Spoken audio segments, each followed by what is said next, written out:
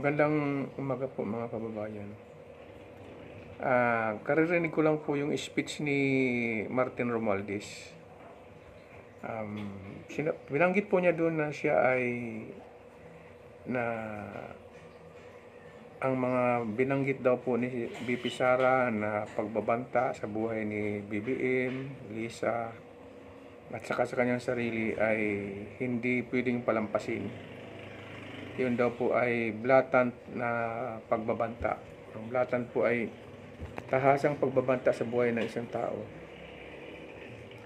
Hindi raw niya palalampasin ang hindi pagsagot ni BP Sara sa mga huwadkom tungkol sa confidential fund.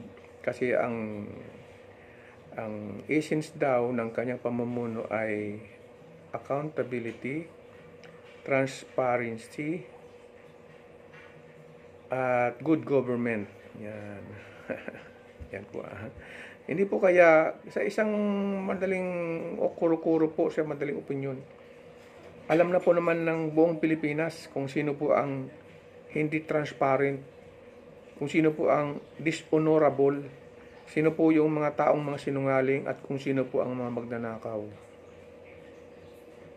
Alam po yan ng buong bansa, ng buong mamamayan.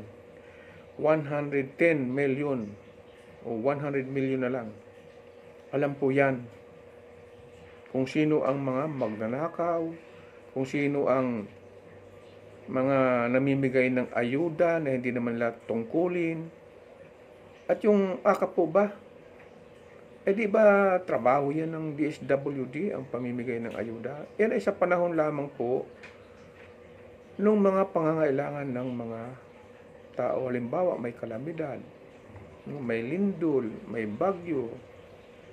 Yan po ang dapat na panahon para mamigay ng ayuda. Habang ang mga tao po ay naghihirap, habang ang tao ay hindi nakakabili ng kanilang mga pangunahing pangangailangan sa bahay, si Martin Romualdez po ay nasa tour. Nasa tour po siya sa SM Tour. SM. Doon po siya namimigay ng pera. Kung isipin po natin, sabi niya wala daw siyang plano magkandidato sa 2028. Sinungaling po yan. Kasi gusto nila patalsikin na si BP Sara, ngayon i-impeach, kasi gusto nilang siya ay maging vice presidente. Kasi may karapatan kasi si BBM na na mag-appoint kung sino ang gusto niya maging vice presidente. Hindi naman niya i-appoint siyempre si Chis Escudero. Kasi hindi naman niya kamag-anak yun. Ang i-appoint niya si Romualdez. So ang mangyayari, si BBM ang presidente, si Martin Romualdez ang vice presidente. Sus, naku po. Kawawa ang Pilipino. Ngayon nga lang po, kinukontra na sila ni BP Sara. Sa bagay, si BP Sara naman kasi ang kumukontra sa kanila.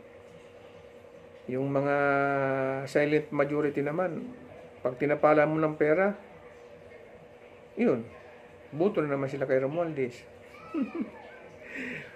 Alam nyo, nasa sa atin po mga Pilipino ang mali. Nasa sa atin po. Kasi tayo po ay nababayaran. Mga mukhang pera po tayo. Tayo po ay nababayaran. Kung tutuusin po, kung sino ang dishonorable, si Martin Romualdez, Quadcom, Pongriso. Mga dishonorable po yan. Bakit sila tinatawag ng sarili nilang honorables? Hindi po sila honorables.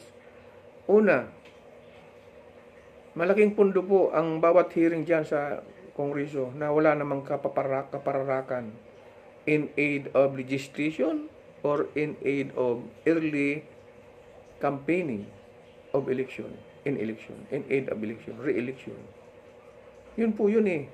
Gusto nilang masabing sila ay magaling kaya dapat sila ay at saka nag-iipon sila ng pera. May nagsabi po na bawat hearing dyan kumakamal sila ng milyon-milyong pera. So, nag-ipon sila ng pera para sa re-election. Bibili nila ang boto ng mga mamamayan na gutom na. Yun po. Kaya yan ay naghihiring-hiring ng hiring na wala namang katapusan. At saka sinisiraan nila si BP Sara na hindi naman nila kayang siraan.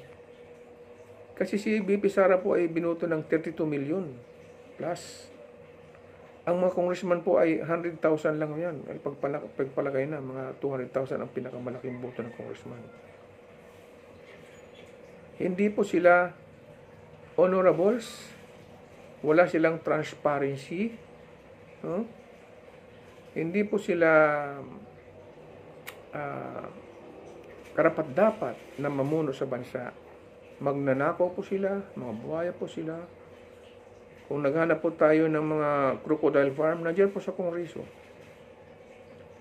Nasa Kongreso po, totoo po yan.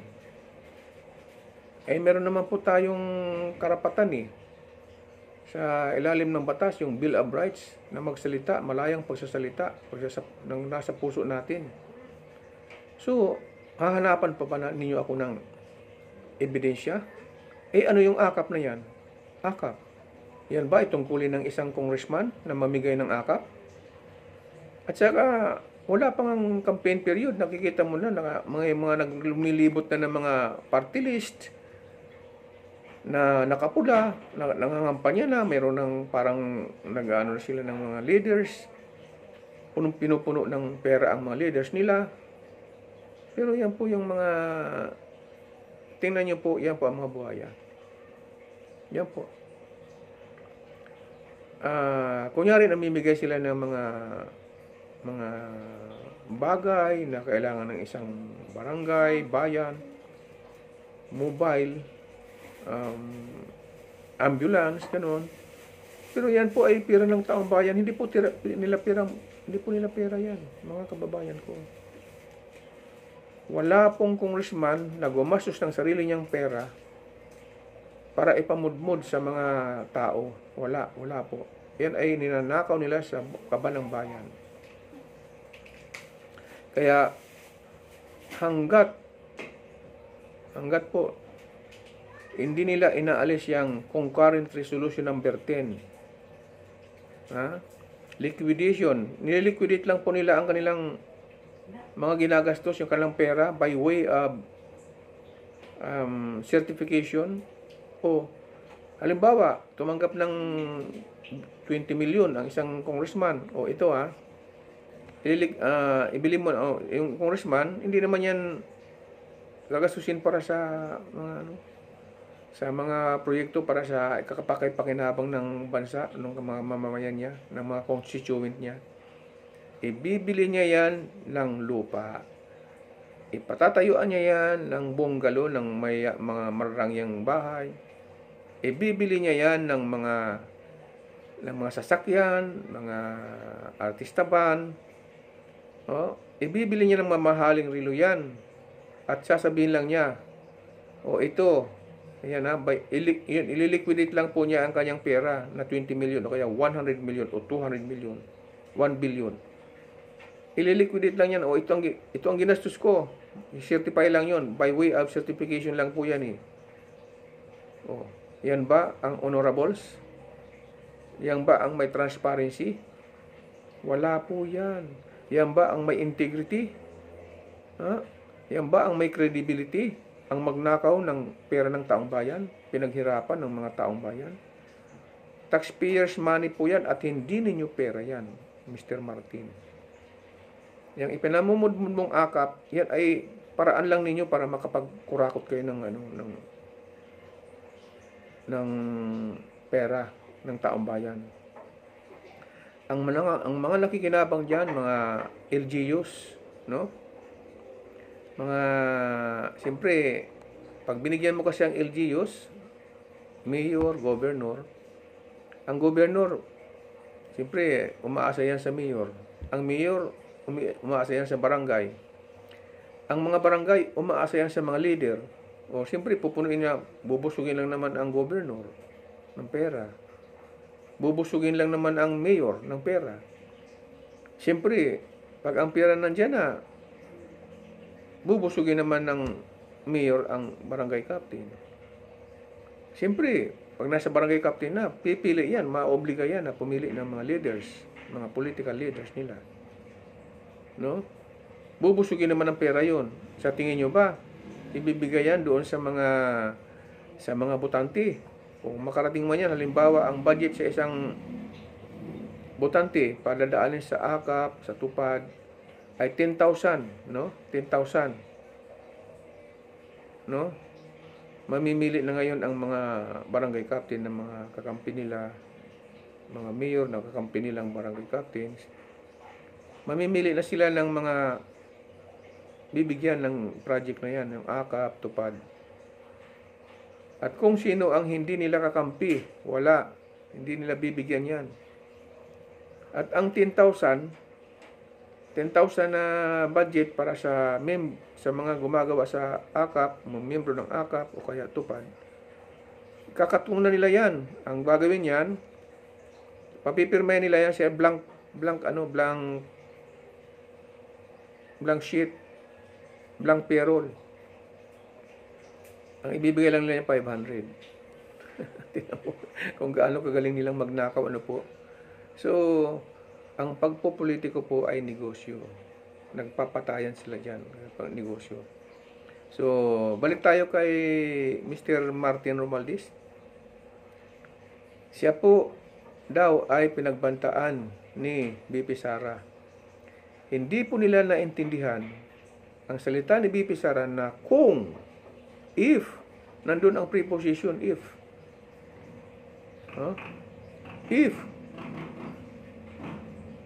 If, adverb or adjective, kung may mamangyayari sa kanya, kasi nga meron na siyang banta sa buhay niya, inalisan siya ng security. O sino nagpaalis ng security sa kanya? Sino nag-utos? Marbil. No? Hindi nila alam na marami pa ang 32 milyon na nagsusuporta kay BP Sara. Hindi nila alam na pwede silang one of these days ay pwede silang sugurin ng 32 milyon. Hindi nila alam na nag-pledge na po yung MNLF, mga Moro, mga Tausug, mga ethnic group sa Mindanao, ng suporta, nag-pledge na po silang suporta kay BP Sara. At yan po ay labo-labo na. Sabi nga ni Senator Bato, subukan lang nila na arestuhin si BP Sara at humanda na raw sa rambol. Humanda na raw sa rambol yung mga aresto. Siyempre, ang mag-aaresto naman yan, yung tuta nila, si Tory. Alam nyo naman si Tory, pag sinabi na wala lang batas-batas sa kanila, si Marbil, walang batas-batas. Walang batas-batas. Kay Browner, walang batas-batas. Kasi sa isang mahirap na tao at saka isang mahirap na kaisipan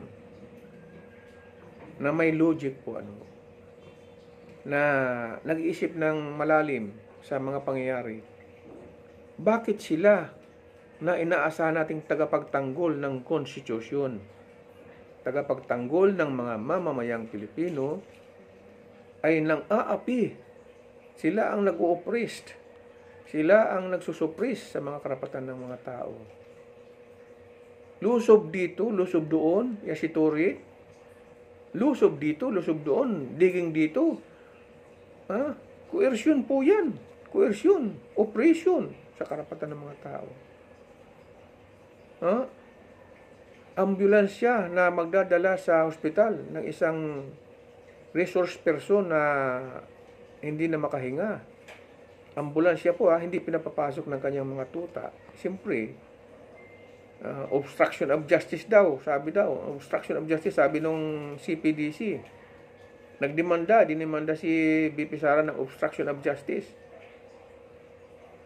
Kung alam niyo po kasi ganito yun.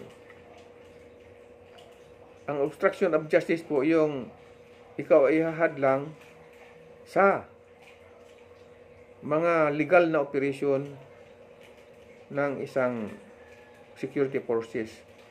Legal po ba yun na hating gabi, itatransfer mo yung hindi naman criminal sa correctional for women? Ha? Alam mo, illegal po yan. Illegal. May oras naman ng ano eh. Talagang sila ay nangigipit na talaga. Mga ano sila. Coercive. Coercive forces po yan. Mga wala na po silang batas-batas. Wala silang sinusunod na batas. Ha? Kaya, kasi maski na si FPRRD, hindi naniniwala sa mga general eh. Kasi nababayaran po yung mga yan eh. Mga aso yan eh. Ito naman siyempre, marami kasi hindi naman may mga konsensya, mga junior officers na hindi pabor dyan sa mga general na yan. Next in rank sa mga general, maaring mabayaran pa yan. Pero yung mga junior officers po, mas marami po yan. Sa pulis po, ang mga gumagawa talaga sa misyon ay mga sarhento, mga patrolman, korporal, tenyente. Pero po yung mga koronel, nandiyan lang po yan sa opisina. Nag-aantay lang po yan doon sa kanyang aircon office. Mga sarhento po ang gumagalaw niyan. At kung mayroong accomplishment, kung may accomplishment po ang mga sarhento, patrolman, tenyente, korporal, kapitan, ang magpapa-press conference po niyan ay koronel, yung head of office, is COP, Chief of Police. Sila po ang magpa-press conference, sila ang bida. Pero actually po, ang mga gumagawa nun, mga sarhento. Walang pangalan na lalabas sa media ng mga pangalan ng sarhento. Ang ano po niyan, ang mga may credit po niyan ay mga koronel, mga chief of police, chief of the district commander.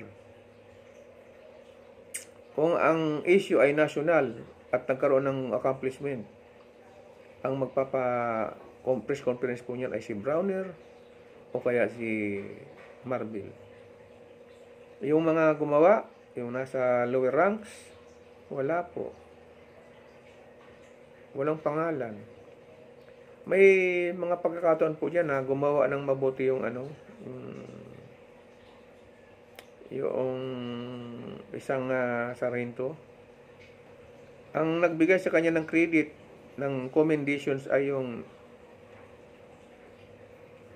higher ranks. Pero yung sa chief of police wala. So, mga commendations po yan sa mga, halimbawa, nagkaroon ng attached detached unit sila sa mga intelligence, halimbawa, nakapag-accomplishment yung intelligence officer. Hindi yan i-recognize ng istasyon kasi ang may ang nakaka-kopya nun, ang nakakaalam nun, mga nandoon sa high ranks. Okay? So much for that. Gusto kong ulit-ulitin na kung sino man po ang walang kredibilidad, kung sino man po ang walang transparency, kung sino man po ang nagnanakaw sa taong bayan, sa pundo ng taong bayan, kung sino po ang mga walang hiya, walang kredibilidad, Kongreso po yan. Congress. Nang gigipit, nang oppressed, nang susuppress. Congress. So suma total, ang Congress po ay dapat i-abolish. Yan po. Pasensya na mga congressman na mga honorables. Alam ko naman, hindi naman lahat yan. Mayroon din naman yung mangilan-ngilan na talagang nagsisibisyo talaga sa taong bayan. At yung mga mangilan-ngilan na mabubuti ay yun kanilang tinatanggal. Kagaya ni Congressman Marcolita, yung mga hindi nila kakampi sa Mindanao. At yung mga kakampi nila busog na busog, sobrang kabusugan, mga buwaya. Yun po ang kanilang adhikain sa buhay. Kaya yung sinasabi ni Martin, kasinungalingan po yun. Hindi po totoo yun. Magbasa po kayo doon sa mga comments ng mga sa sa speech niya, sa mga vlogs ng mga vloggers. Disagree sila sa mga binabanggit ni Martin. Binabasa lang niya yun eh. So, meron siyang binabasa siya sa front reader ba? Binabasa lang yun. Wala siyang galing sa sarili niyang utak, galing sa sarili niyang puso. Wala. Yun ay prepared speech yun. Na yan ba ang iboboto ninyo? Yan ba ang gusto niyo maging vice presidente? Yung ba ang gusto niyo maging prime minister? Maawa po kayo sa taong bayan. Yun lang po yun. Maawa kayo sa mga anak ninyo. Maawa kayo sa mga apo-apo ninyo, kaapo-apohan ninyo. Kasi sila po ang magbabayad sa mga kinukurakot nilang pera. Sila ang magbabayad. Tayo na matatanda na, pag ibininta pa natin ang ating boto, no? Tayo ang may kasalanan. Tayo po ang may kasalanan. Kapag, kasi pera po yan eh, alam nyo sa kahirapan ngayon, tatanggapin talaga, tanggapin nyo. Pero iboto nyo yung nasa sa puso ninyo, yung nasa sa isip ninyo na makakatulong sa ekonomiya ng ating bansa, hindi yung nanggigipit ng kapwa, ng pinagbabawalan na magsalita ang tao. No? Ikukulong. Kapag ikaw ay nagsalita ng kontra sa kanila, ikukulong kanila at ipapapatay ka, ipapagurgol ka. Yan po ang ating gobyerno ngayon. Hindi ko kayo hinihikayat na magrevolusyon, pero ang naghihikayat po niyan Kongreso. Sila po ang agitator ng rebellion. Sila po ang agitator ng sedition. Kasi ginagalit po nila ang taong bayan. Sila po, the Congress, the Senate, the administration. Sila po ang kasi kung matino po sila, hindi po magagalit ang taong bayan. Tingnan nyo po ang nangyari doon sa APRRD. Hanggang ngayon, siya po ang tinitingala ng taong bayan, ng ibang bansa. No? Sila po, si APRRD po ang tinitingala ng ibang bansa. Kung tutuusin nga po, mas sikat po si BP Sara sa ibang bansa. Tutuusin po. Kasi, alam ng taga-ibang bansa, lalo na mga OFW, kung sino po ang talagang nagtatrabaho, siya po. Ang mga congressman, trabaho pa nila yung hearing, hindi po yung trabaho nila. Yan ay scripted po yan para po makakamkam sila ng pera. At isa lang po ang direktor dyan. Isa lang po ang direktor sa mga crocodile na mga congressman, Martin Romualdez po. Iboto nyo siya kung gusto nyo malubog tayo sa utang, kung gusto nyo maghirap tayo sa future, iboto nyo ulit yan, si Martin. Yan ang gusto nyo eh. Iboto nyo, tingnan natin. Total tayo naman pong mga mahirap ang magsasuffer. Hindi naman po yan mayaman, bilyonaryo na, trilyonaryo na po yan. Marami nang naitagong pera yan sa ibang bansa. Kapag nagkagira, tatakbo lang yun, sasakay lang nila sa aeroplano nila, sa mga helicopter nila, aalis yan ng ibang bansa. Lilipat sila doon sa kung saan na itago na nila ang pera sa ibang bansa. Doon sila. Kaya, iboto nyo ulit. Iboto nyo ulit yan kung gusto nyo magka-loko-loko na ang buhay ng Pilipinas. Sabi nga ni PRRD, at lagi kong nasa isip yan, the most rotten institution in the history of the Philippines is Congress. Yan po. So, it's up sa inyo na po. Kayo na po ang bahala. Mag-isip-isip. Kayo na po ang bahalang yung lahat po ng mga kabasa nito na mga nanunungkulan, mabuti kayo, mayayaman na kayo. Kasi tumatanggap kayo ng pera ng taong bayan, ng mga taxpayers. Pero, ulitin ko, ang karma po ay dili saba. Hindi ko masyadong ma-express yung kasi Bisaya yun eh. Maraming salamat po. Magandang umaga. Sana po mag-isip po tayong lahat. At siyempre, hangad ko na tayo pong lahat ay nasa mabuting kalusugan. Maraming salamat po.